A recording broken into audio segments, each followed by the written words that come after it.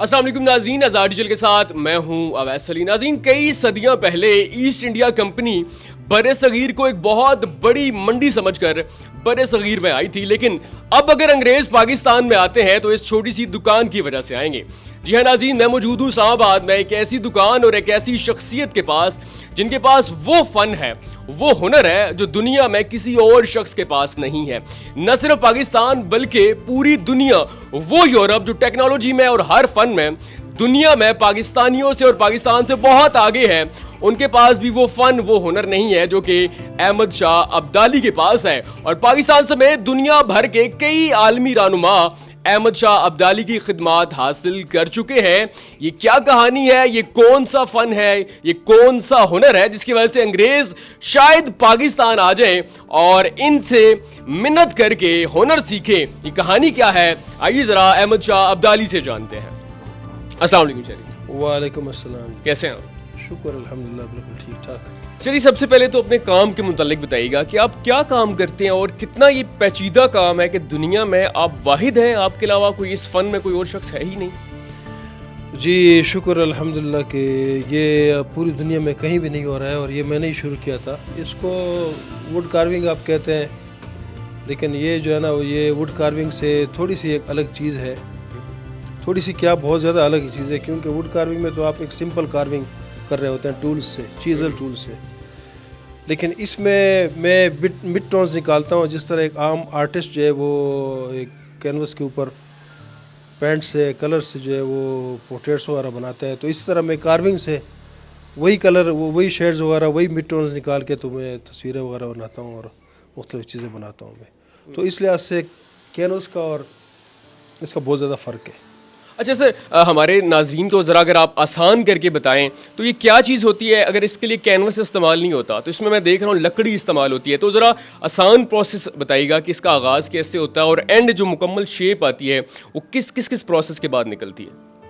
جی اس کا پروسیس جو ہے وہ کئی پروسیس ہیں اس کے، اور اس میں سے کوئی ایک پروسیس بھی آپ مائنس نہیں کر سکتے۔ ایکچولی ہوتا یہ ہے کہ ہم لکڑی کے اوپر کام کرتے ہیں، لکڑی کا کلر جو ہے وہ لائٹ کلر ہوتا ہے، جس طرح آپ کے سامنے لائٹ کلر۔ اب اس لائٹ کلر کے اوپر جب کوئی آبجیکٹ وغیرہ بناتے ہیں تو آپ کے پاس ظاہر ہے ایک آرٹسٹ کے لیے چاہیے ہوتا ہے دو کلر کم از کم چاہیے، اس کے ہوتے ہیں ایک ڈارک کلر اور ایک لائٹ کلر۔ تو لائٹ کلر کی جو لکڑی ہوتی ہے تو ڈارک کلر جو ہے وہ اس میں جلاتے ہیں ہم، جب اس کو ٹیمپر کرتے ہیں تو اس کے اوپر ایک سرفس آ جاتا ہے ڈارک کلر کا۔ اس کے بعد پھر اس ڈارک کلر جو سرفیس ہے اس کو کرچتے ہیں، کرچ کے جو بھی آبجیکٹ ہے وہ بناتے ہیں، اس کے اوپر آرٹ ورک کرتے ہیں، اس کے اوپر لکھائی ہو، کیلیگرافی ہو یا کوئی اور فیس ہو، پورٹریٹس وغیرہ ہوں، وہ سب وہ بناتے ہیں۔ اب وہ جو پورٹریٹس بناتے ہیں، جو کلر جو ہم نیچے سے انورٹ کر کے نکالتے ہیں، تو اب وہ ہاتھ کا کمال وہی ہے کہ ظاہر ہے آپ نے مڈ ٹونز بھی نکالنے ہیں، جیسے ایک ڈارک ہو گیا ایک لائٹ ہو گیا، درمیان میں جو مڈ ٹونز ہیں وہ آپ کیسے نکالیں گے، تو وہ ایک اصل مہارت وہ ہے۔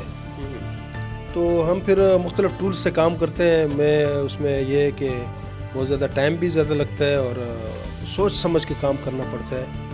تو یہ جو مڈ ٹونز ہیں یہ دنیا میں کوئی بھی نہیں نکال سکتا، میں نے ہی شروع کیا، شکر الحمدللہ، اور بڑا اچھا جو ہے وہ لوگ اس کی بہت زیادہ لوگوں کی پذیرائی مل رہی ہے مجھے۔ اچھا سر، آپ کی بات سے اگر میں یہ فیصلہ جو ہے وہ اخذ کروں تو کیا یہ میں غلط نہیں ہوں کہ اس میں آپ کلر کوئی استعمال نہیں کر رہے بیرونی؟ یہ تمام جو کلرز ہیں پورٹریٹ کے اندر یہ لکڑی کے اندر سے نکالتے ہیں آپ؟ کوئی کلر استعمال نہیں کرتے اس میں لکڑی کا اپنا الگ کلر اپنا کلر ہوتا ہے جو ایک لائٹ کلر ہوتا ہے، اوپر سے ہم اس کو ٹیمپر کرتے ہیں، اس کو ٹیمپریچر دیتے ہیں تو وہ ڈارک ہو جاتا ہے۔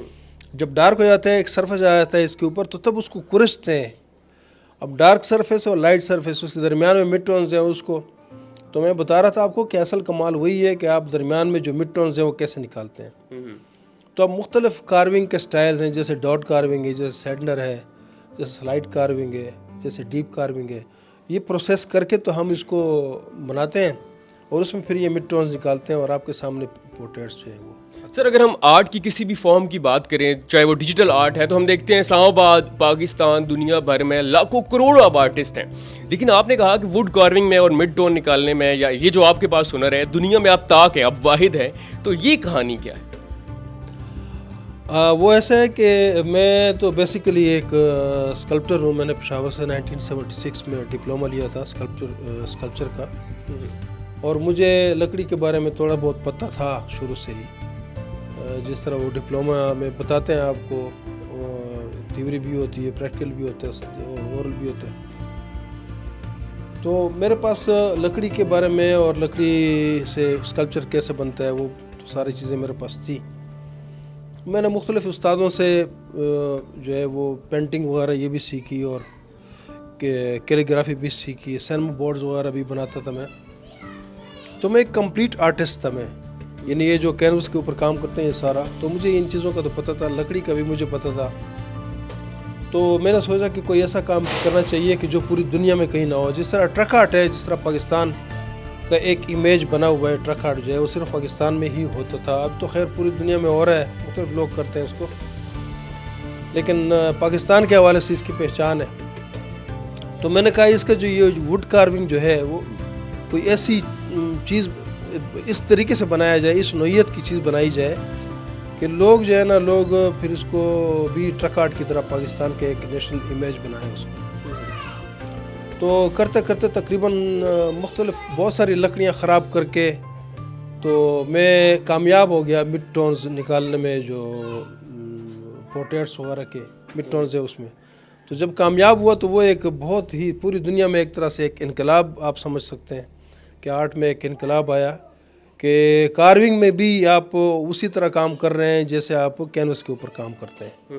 تو یہ جو ہے نا, یہ لوگوں کے لیے بہت زیادہ ایک حیرت انگیز چیز ہے یہ. اچھا, جو برٹش ہیں, جو انگریز ہیں, ہر فن میں, ہر ٹیکنالوجی میں افسوس کے ساتھ کہنا پڑتا ہے ہم سے بہت آگے ہیں, لیکن یہ واحد فن ہے جس کا راز جاننے کے لیے وہ آپ کو کال کرتے ہیں, آپ کے پاس آتے ہیں. تو یہ کہانی ذرا کھولیے گا. جی بالکل, مختلف اس میں جس طرح میں فیس بک پہ بھی ہوں اور انسٹاگرام پہ بھی ہوں اور یوٹیوب میں بھی میری ویڈیوز وغیرہ ہیں, تو مختلف کمنٹس میں اور مختلف اس میں یہ لوگ مجھ سے پوچھتے ہیں کہ یہ کیسے آپ کرتے ہیں اور اس کا طریقہ کار کیا ہے, کون سے ٹولز استعمال کرتے ہیں آپ. لیکن فی الحال تو میرے ذہن میں یہ ہے کہ یہ جب تک پاکستان کا ٹرک آرٹ کی طرح ایک نیشنل امیج نہیں بنتا, اس وقت تک میں نے بہت ساری چیزیں جو ہے وہ تھوڑی سی ایک راز میں رکھی ہوئی ہیں. کیونکہ آپ کو پتہ ہے کہ اگر میں یہ چیزیں ساری چیزیں اشکارا کر دوں تو پھر ایک پاکستان کا جو ایک امیج بننا ہے اس نے, وہ پھر یورپ چلا جائے گا, کہیں اور کسی اور جگہ پہ, وہ کیونکہ وہ اس میں تو بہت زیادہ وہ ماہر ہیں اس میں, مشینوں میں, ٹولز میں, اس میں. تو اصل چیز یہ ہے کہ میں بس وہ جو ہے میں نے وہ جو سٹائل ہے کام کرنے کا, اس میں بہت ساری سٹائل, بہت سارے جو پروسیس ہیں وہ میں نے ابھی تک لوگوں کو بتایا نہیں ہے. اچھا جی, یہ بتائیے گا کہ آپ نے پاکستانی کس بڑے رہنما کی آپ نے یہ پورٹریٹ بنا رکھا ہے, اور انٹرنیشنل آپ نے بتایا بہت سارے رہنماؤں, بہت سے صدور کی آپ نے جو ہے وہ پورٹریٹ بنایا ہے, تو کس کا آپ نے پورٹریٹ بنایا؟ میں نے اس وقت تقریباً دنیا میں جتنے بھی بڑے بڑے وہ ہیں جو شخصیتیں ہیں, ان سب کے پورٹریٹس بنا چکا ہوں بڑے سائز میں. پاکستان میں بھی تقریباً زیادہ تر جو ہے یہ جو بڑے بڑے عہدوں کے وہ لوگ ہیں, ان کے سب کی تصویریں بنا چکا ہوں میں, اور ان کے پاس پہنچ بھی چکی ہیں اور پریزنٹ بھی کر چکا ہوں میں خود بھی, اور لوگوں نے بھی پریزنٹ کیے. لوگ گفٹ کے طور پہ جو ہے مجھ سے بنواتے ہیں, پھر لوگوں کو دیتے ہیں. تو یہ ایک اچھا ٹرینڈ چل رہا ہے آج کل. اچھا, اگر ہم انٹرنیشنل رہنماؤں کی بات کریں تو کسی کو 2-4 کو مینشن کریں, کن کا آپ نے پورٹریٹ بنایا ہوا؟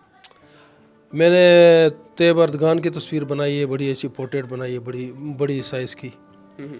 اور اس کے بعد پھر یہ جو سعودی عرب کی جو ہیں MBS صاحب ہیں, محمد بن سلمان, ان کے بھائی ہیں, ان کے ڈیفنس کا جو سٹاف ہے ان کا, اور ان کے جو والد صاحب ہیں ان کی, اور اس کے علاوہ آسٹریلین کے جرنیل ہیں, اور جو آذربائیجان, ازبکستان, ان کے جو صدور ہیں, اور جو پرائم منسٹرز وغیرہ ہیں ان کے, اور تقریباً پوری دنیا میں جتنے بھی ملک ہیں ان سب کی تصویریں میں بنا چکا ہوں, اور مطلب اکثر ان کی لوگوں کی. تو بڑے پسند کرتے ہیں لوگ یہ پورٹریٹس کو, کیونکہ ظاہر ایک نئے سٹائل کی چیز ہے اور ڈیوریبل بھی ہے, کیونکہ ظاہر ہے ہم رنگ تو استعمال نہیں کرتے, یہ تو جلاتے ہیں اور اس کے بعد پھر یہ سالہ سال جو ہے نا یہ تصویریں چلتی ہیں. تو بڑی پذیرائی مل رہی ہے مجھے اس چیز ماشاء اللہ. اچھا جی, مجھے یہ بتائیے گا کہ جس طرح کا آپ کا کام ہے یہ مجھے دیکھنے میں یہ لگ رہا ہے بڑا صبر آزما کام ہے, تو ایک پورٹریٹ بنانے میں کتنا وقت لگتا ہے اور آپ کا صبر کتنا خرچ ہوتا ہے؟ اس میں یہ ہے کہ جب پینٹر جو ہے وہ کینوس کے اوپر کام کر رہا ہوتا ہے تو اس کے پاس کلرز وغیرہ اور یہ مختلف کلرز پڑے ہوئے ہوتے ہیں اور اس برش سے استعمال کرتا ہے اس کو.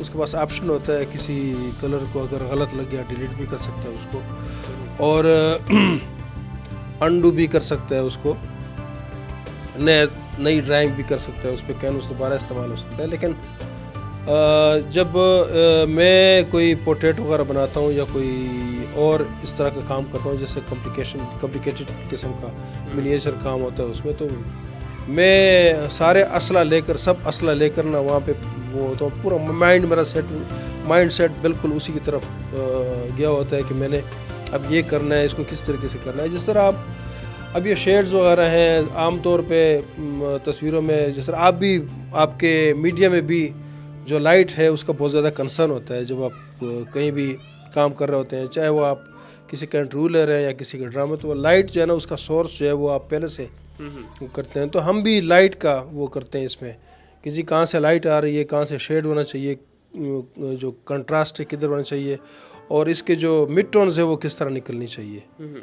تو جب یہ ساری چیزیں کیلکولیٹ کرتے ہیں تو آپ کو پورے پیشنس کے ساتھ نا وہاں پہ کام کرنا ہوتا ہے.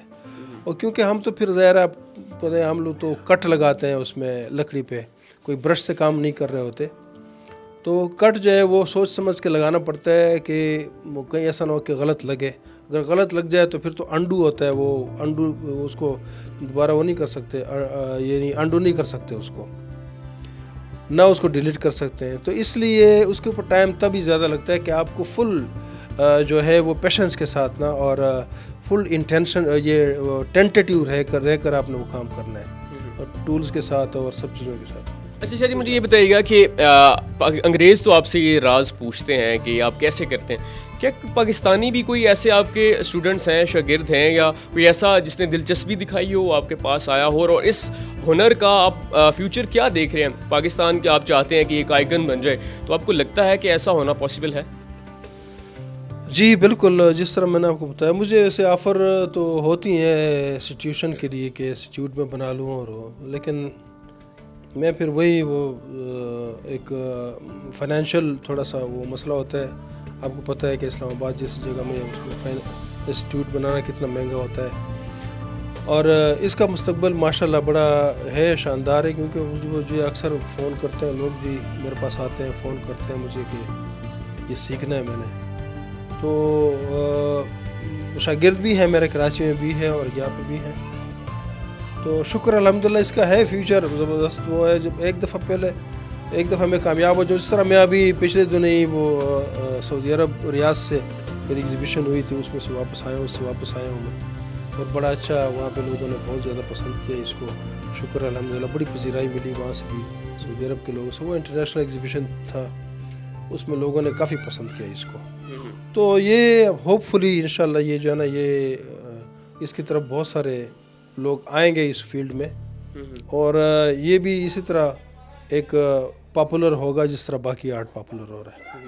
ناظرین, اقبال نے کہا تھا کہ اپنی ملت پر قیاس اقوام مغرب سے نہ کر, خاص ہے ترکیب میں قوم رسول ہاشمی. اور اس کی زندہ اور جیتی جاگتی مثال ہیں احمد شاہ عبدالی, جنہوں نے ایک ایسا ہنر, ایسا فن متعارف کروایا کہ پاکستان تو کیا دنیا بھر میں ان کا کوئی ثانی نہیں ہے. آپ کو احمد شاہ عبدالی سے مل کر کیسا لگا؟ کمنٹ سیکشن میں اپنی رائے لازمی دیجیے گا. اپنا بہت سارا خیال رکھیے گا. اللہ نگہبان. سب سے پہلے پاکستان.